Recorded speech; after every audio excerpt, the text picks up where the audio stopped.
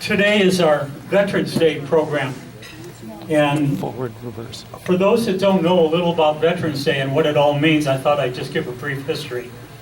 Veterans Day was started because on the 11th day of the 11th month, at the 11th hour in 1918, the armistice with Germany went into effect. So they chose that to be a day to honor veterans. It was called Armistice Day. And then some years later, it was changed to Veterans Day, I think in 1954. And it was also to move to include veterans from all wars. And so it's a wonderful day that we honor veterans, like myself. And I want to talk just a little bit about a veteran that I think is one of the most incredible veterans that ever was. And that's a man that our incoming president claimed wasn't a hero because he was captured. John McCain was flying an A4E, over Vietnam when a surface-to-air missile blew off his right wing. That plane went into a dive, a spirally dive, and when he ejected, he broke both of his arms and he fractured his leg. And when he landed into a lake unconscious, and luckily he woke up enough to rise and get a breath of air, but he was captured by some North Vietnamese who jammed a rifle butt into his shoulder and shattered his shoulder. And for 5.5 years, he was a prisoner of war in Hanoi, didn't get any really medical treatment that was any significance at all. And for 2 years, he was in solitary confinement with beatings every other day.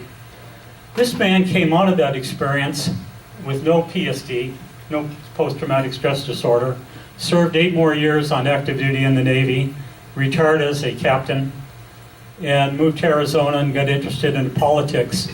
And when he ran for Congress there, his opponent accused him of being a carpetbagger because he had just moved to Arizona recently. And his reply was, look, my father was on the Navy. In fact, his father was an admiral who was in charge of all the armed services in the Pacific, Air Force, Army, Navy, Marines.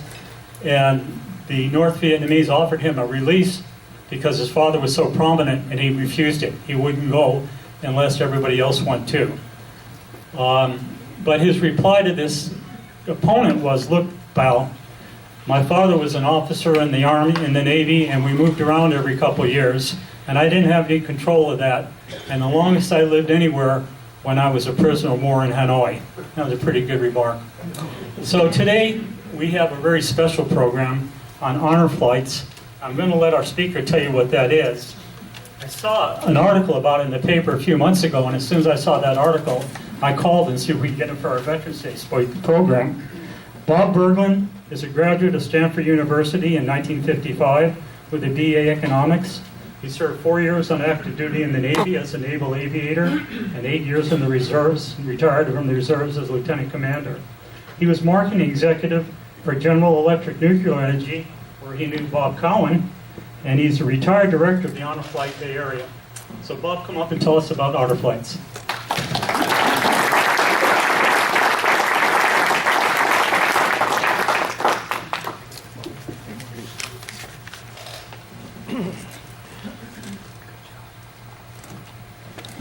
Thank you, Marty.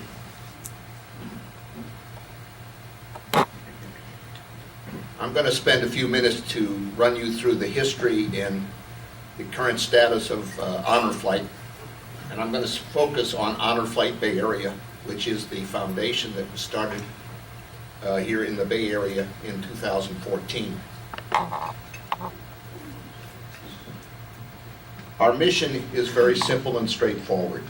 It's to transport veterans back to Washington, D.C. to see the memorials that have been dedicated to their honor and service.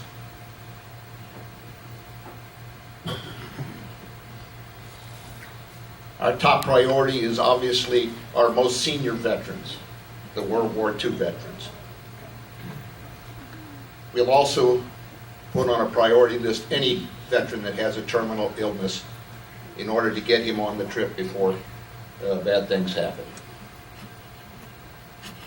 The history of Honor Flight goes back to 2005.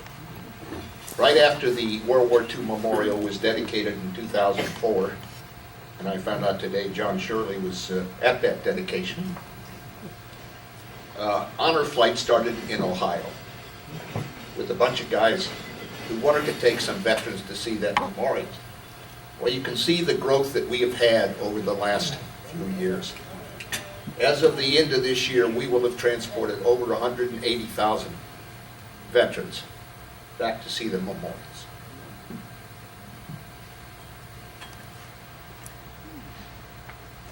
The Honor Flight Network consists of 130 hubs in 44 states.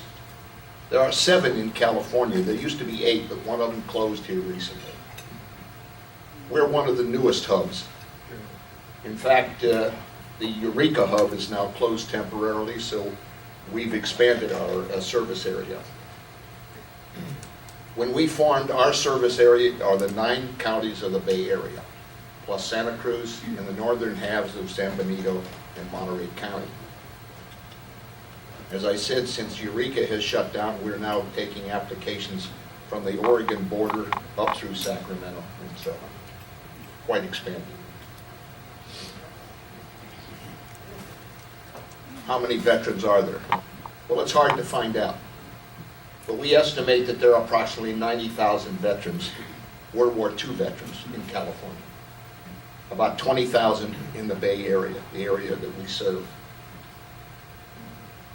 Very few have made the flight to Washington because we were very late in forming a hub in this area.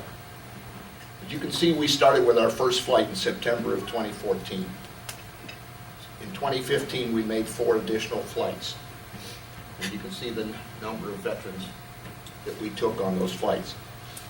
This year, we have carried out the 5 flights that we planned. So we have now transported over 250 veterans to Washington, D.C., free of charge since we started. We have 5 flights on the schedule for 2017, in approximately the same months. The itinerary that we take consists of about 3 days. It's a 2-night trip. The first day is spent just getting to Washington, D.C. with an early morning departure out of San Francisco. We fly commercial. We've been flying Virgin America, and they do a great job. Day 2, we visit the memorials. It's an all-day trip with an early start. We have a bus with a police escort, and so we can cover a lot of territory in one day. It's a long day for the vets. It really wears them out. Day 3, we'll continue the tour in the morning before we head to catch an afternoon flight home. We get home about 9 o'clock at night, usually to a real rousing welcome with bagpipers and flags. The memorials we visit, they're obviously focused on the World War II memorial because that's been our World War II vet objective. But we go to all the memorials. We go to the Vietnam Memorial. We go to the Korean Memorial. We'll go to the Iwo Jima. We'll go to the Air Force Memorial, the Navy Memorial, the Women at War Memorial out at Arlington. And we do go to Arlington for the changing of the guard. And if we're lucky enough, we get a slot to put a wreath.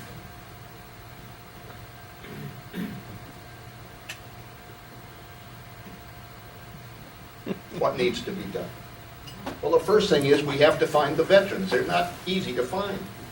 They're quiet people. They don't broadcast their history.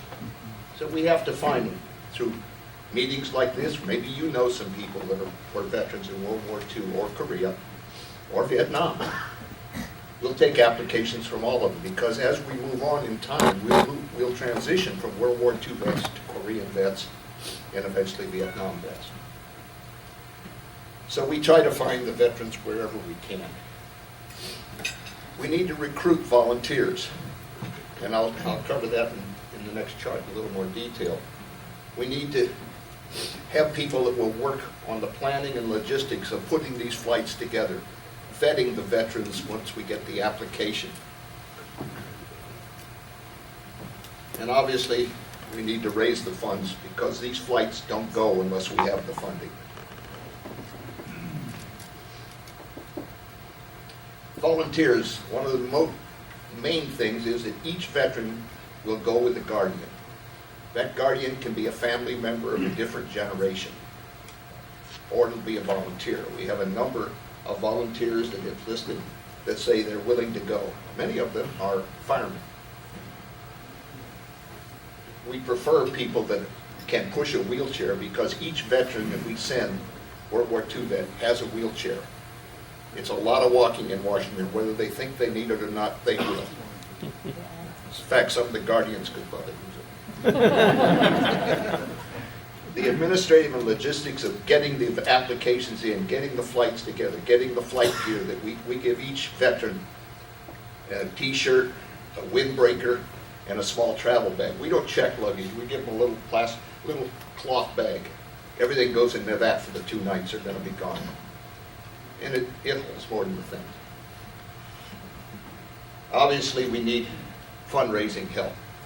We do all kinds of fundraisings, not only through foundation grants and things like that, but we've been running Stuff the Booth with a number of different fire departments. We'd love to run one here in Livermore. If anyone knows somebody in the fire department could help us arrange it, we'd love to do it. We just finished one about 3 months ago with the San Mateo County Fire Association. That was the second time with them. We've done one in Morgan Hill with the Cal Fire Group. They're good money makers, and it's a lot of fun.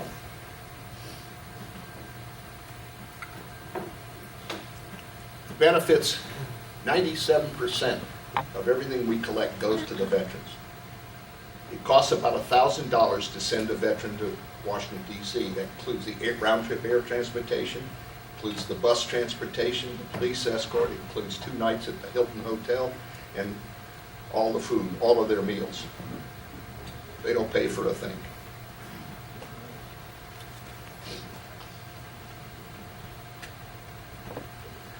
The only thing that we have to spend besides the trip costs for the veteran is our insurance, some promotional material, which I brought with me and I'll leave here for people that are interested, and some minor administrative fees. But we really focus on concentrating it on the veterans. The guardians that I mentioned, either family member or volunteer, pay 100% of their own way. They pay a $1,000 tax deductible donation, so their trip is paid for by them, not by the funds that we collect. All the funds are focused on the vets. There are no paid employees. We're all volunteers. Honor Flight is a lot more than just going to see monuments. First of all, it gives the veterans a chance to associate with other vets. Similar experiences. It's amazing how the buddy system works. It gives a chance for the public to show appreciation, and for the veterans, many of whom have never really had that appreciation shown. The crowds that follow them around the memorials are astounding. It gives a chance for their children, maybe, to spend some time and find out a little bit more about what their father, grandfather, or mother, grandmother did. And it certainly gives all of us a chance to pay respects, not only to the veterans themselves, but also to the Tomb of the Unknown Soldier, which we visit every time. And I'll tell you, they do have fun. They will find ways to create mayhem wherever it's possible. We had that one gal, she wanted to take over the police escort. We had trouble getting her off the motorcycle. Anyway, honoring veterans, and we have to do it timely. Time is of the essence because many of these World War II vets are in their 90s, and they're not going to be around forever, so we have to do it on a timely basis. I'd just like to thank you for the opportunity. As I said, I have some brochures here that will explain a little more detail if you wish. And I have about 30 of them. And I also have a few of these posters that I'd love to have put in some windows downtown Livermore. That would help bring some attention to the program that we're running. So thank you for your attention. If you have questions,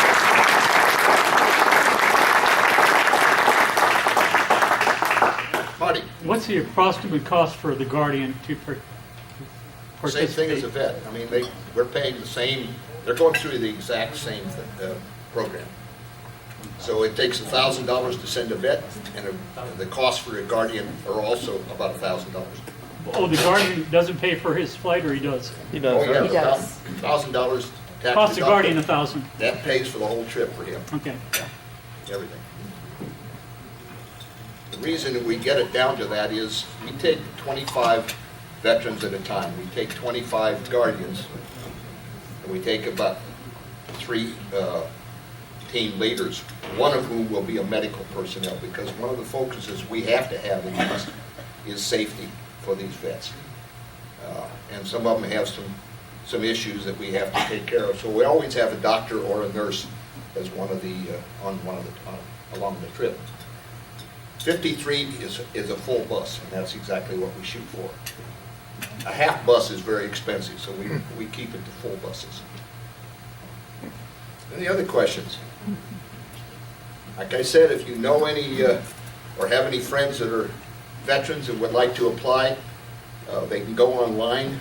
It's honorflightbayarea.org.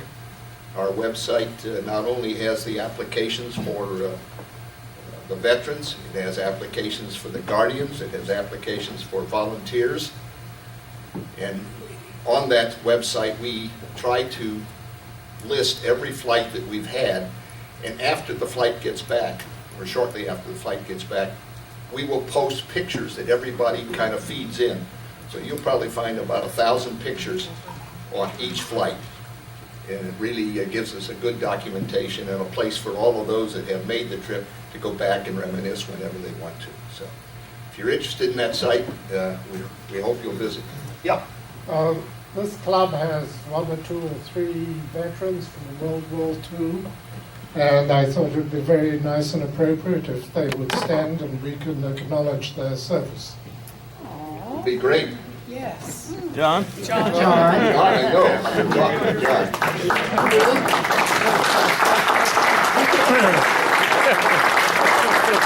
Who else? Leo.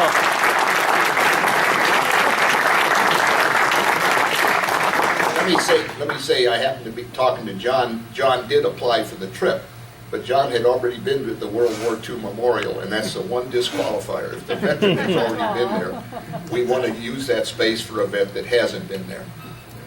We have a waiting list that will take care of all the 2017 flights. So we get them on by priority, and the priority is the date we receive their application. And so, as a matter of fact, I think there have been 20 applications from Livermore. 6 have made the trip with us. 1 is scheduled to go in April of 2017. And then there are a number that have been disqualified either because they've already been there or they have medical issues that we can't handle on the flight. But, and we have, I think, 6 or 7 Korean veterans who are on the waiting list as soon as we shift over priority to Korea. So Livermore is well represented, believe me. Yes? Yes, I'm chaplain for our VFW post, and I was wondering if our VFW post has received any of the applications for the honor flights. I don't know. I have a few, 2 or 3 with me, but for veterans, but you can get them on the website. Okay, if you could provide at least a couple of them. Yeah, that'd be fine. Thank you. As I said, I brought, I think, 3 or 4. But this will also give you the website so that you'd be able to have your members go in and get an application. They can file it online, or they can download it, print it, and send it in to us. Table 3. Anything else? It goes to table Luke 3. just indicated that he went, what, last year, Luke? Yeah. Great. Okay, thank you very much.